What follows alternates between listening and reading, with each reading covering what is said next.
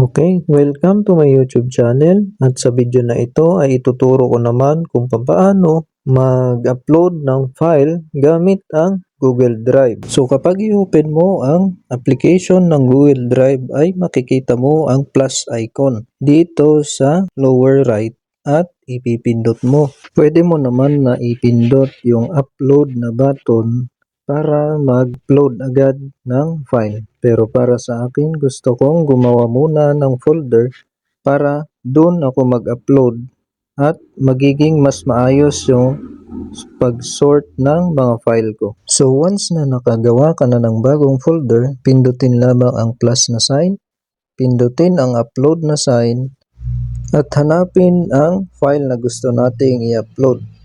So sa akin, para mas madaling mahanap ang file is hanapin ko ang storage ng aking cellphone at doon ako maghahanap ng aking file na i-upload. So nahanap ko na ang file na gusto kong i-upload. Pindutin lang natin at pindutin naman ang upload na button sa upper right.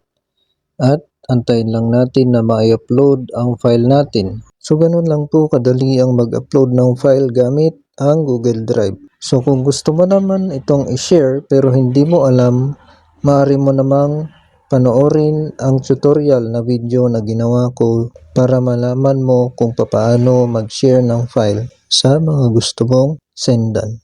Salamat sa panonood at sana malaking tulong ang video na ito para sa iyo.